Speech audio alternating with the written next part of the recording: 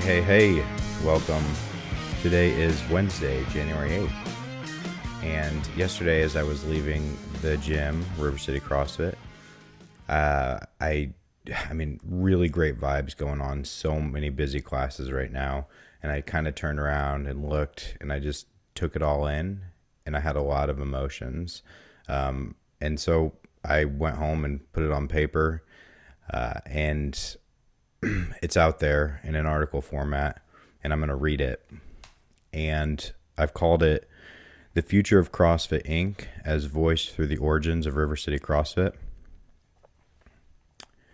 And so it's pretty raw, to be honest with you. And I hope that it speaks to some of you, but I think more than anything, it's healthy for me to share what I've kind of, my perspective on how the past 4 and 12 years have unfolded and where I'm at with everything. So without further ado, I'm going to read The Future of CrossFit Inc. as voiced through the origins of River City CrossFit. I'll put the link to the article in the video.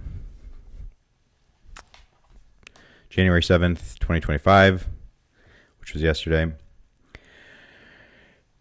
This has probably been a long time coming. 12 years ago, I stumbled into a CrossFit gym in Laramie, Wyoming. 10 years ago, I became a CrossFit coach. 4.5 years ago, my wife and I decided to open our own CrossFit affiliate at the height of the COVID pandemic in the most underserved neighborhood in Peoria, Illinois. Just over 1 year ago, we made the decision to relinquish the gym and either, quote, sell it for parts, end quote, or donate the assets for the preservation of the River City CrossFit community and for the prospect of preserving OG CrossFit ambassadorship in Peoria, Illinois. In July of 2024, the ownership transition was essentially complete. The decision to relinquish ownership and operation of River City CrossFit was primarily a decision of priorities. On March 7th, 2024, my life was changed forever with the birth of our daughter and my first child, Scotty Joe Rosinski. She is very literally the best thing that has ever happened to me. During the formative years of my adult life, I became intensely passionate about several things. 1, CrossFit. 2, leadership via championship caliber coaching. So, for example, John Wooden, Nick Saban. 3, political economy and the misunderstood and malpropagated narrative of Karl Marx. And 4, the St. Louis Cardinals. And while I really enjoy sports and college football more than anything now, becoming a father has made me aware of the triviality of investing emotion in sports and or sporting teams. So Cardinals, Mizzou, now Steelers, I love you, but take a back seat. I'm not going to elaborate on my passions around number 2 and number 3 right now, but I do plan to develop those thoughts in later content. So for CrossFit. At the end of 2023, Jamie Truelove, Matt McClanahan, and myself concocted the Partner Fitness Challenge. It was very successful in year 1, so Jamie and Matt decided to bring it back. I haven't talked to either of them about the numbers, but from the picture I took this morning, which was yesterday morning, and from what I can tell, it has been another successful program in bringing newcomers to a CrossFit gym. As I was leaving the gym yesterday morning, I looked around at the 40 or so faces that opted to get out of bed at 4 or 5 a.m. when it's 15 degrees outside to be around good energy and healthy vibes. I had a moment of peculiar and conflicting feelings. Pride, sadness, excitement, regret, friendship, fake friendship, love, hope, reflection, being let down, letting people down, faith, lack of faith, perspective. I don't really know, but I'll return to this line of thought and emotion in a moment. I went through the ringer with CrossFit in 2024. It was a love-hate relationship with a healthy dose of a growing repulsion for the efficacy of the organization. Greg Glassman and the CrossFit OGs, or CFOGs as I'll now call them, created something virtuous, revolutionary, historically new, liberating, and fun. Importantly, Glassman's intent was not to invent a popular and becoming fitness revolution, nor was profit his motivation. Greg and the CFOGs were motivated by their certainty of a, quote, elegant solution to solving the world's most vexing problem, end quote, which is chronic disease.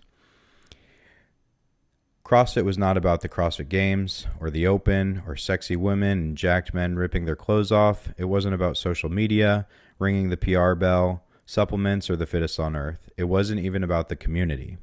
Those were all unforeseen outcomes of CrossFit's driving forces. CrossFit was about providing a solution to the global problems of chronic disease. It was a method that was first and foremost rooted in diet and nutrition. Side note here, nutrition is at the base of the CrossFit pyramid, and it is also the first 26 words in Glassman's famous Fitness in 100 Words. Eat meats and vegetables, nuts and seeds, some fruit, little starch, and no sugar. Keep intakes to levels that will support exercise but not body fat. Nutrition advocacy certainly wasn't anything new. However, what was new was the CFOG's onslaught of the refined sugar industry. They went in guns a-blazing into the institutions that hegemonized their, quote, healthy, end quote, products into grocery markets, especially those that did so by producing corrupt academic research and diffusing it through the government's bureaucratic institutions. And the CFOGs won, and they kept winning, until Greg was ousted by a concoction of an overdosed ego, the legacy media's not accidental perpetuation of twisted narratives, and a good chunk of impetuous affiliates dropping the CrossFit brand.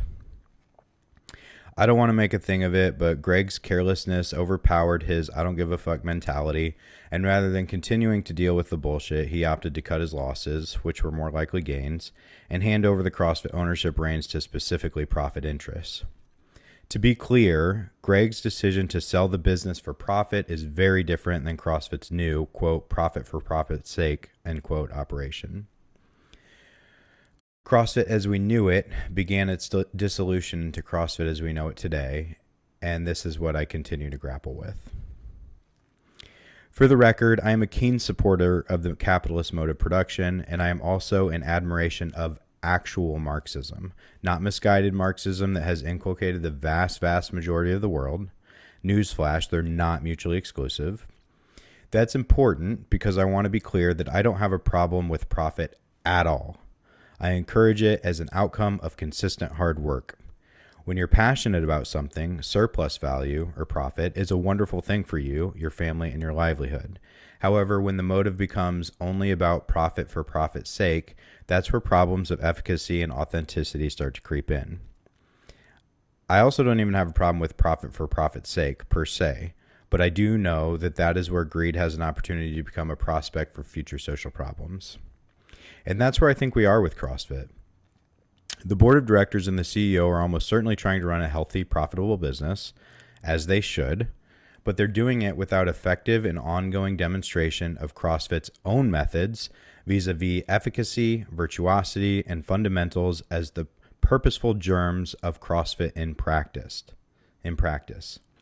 To be honest, I couldn't even tell you whether Eric Rosa or Don Fall give a shit about the efficacy of the affiliates. I would think and hope that they do, but that's not the problem nor the point. The point is that if they do care, we don't know about it, meaning it's not a priority, because running a profitable CrossFit enterprise doesn't require passion toward the affiliates in the short term, but in the long term it certainly does. Not coincidentally, the lack of virtuous and efficacious leadership at the organizational level is the biggest threat to the long-term future of a globally unified CrossFit.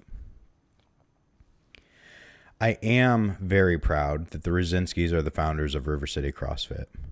I'm also really proud that Jamie and Matt are the legacy bearers. I'm also concerned that it is unfair for me to continue carrying my relentless pursuit for excellence in coaching, programming, and community, specifically within the walls of River City CrossFit. I'm very proud and excited for the ongoing prospect of River City CrossFit for the True Loves and the McClanahans. I'm at least somewhat sad that I'm not a key part of it, and that I'm not as bought into the CrossFit organization as I once was. But I'm also excited for the opportunity to continue being an ambassador for its grassroots through this home brand. I have uncontained hope and faith for those newcomers for which these days are going to change the whole course of the rest of their lives. I'm bought into the successes of my friends, and I'm also let down that I'm no longer the guy. I'm a bit unsettled that only one person out of many hundreds or thousands that came through our doors congratulated me on letting go of the gym, And I'm curious as to why only one other person asked me how I was doing with it all. Frankly, I'm a bit hurt that I had to wonder where my people were, that I so blindly poured unwavering belief into them for so many hours of so many days. And then I'm quickly inured to it all as I roll my eyes at myself and tell myself to get over it. And then I actually do get over it when I think of my beloved daughter, Scotty. CrossFit is revolutionary, but for most people, probably not understood in the conventional sense. It is a socioeconomic and political phenomenon with historical significance, largely because it operationalized the concept of fitness. Charles Darwin theorized a natural process of gene selection as part and parcel of a species' capacity to adapt to an environment, but he never spoke to that capacity itself. Unwittingly, it seems that Greg Glassman did. A very sincere and ongoing thank you to everyone that has been along for the ride over the past 4.5 years of CrossFit affiliate ownership. I am a coach at heart. To my core, I want to lead and develop people in which I believe, and that quality won't ever go away. In the present chapter of my life, those character traits are devoted to my daughter. Thank you, everyone. I'll see you at the gym.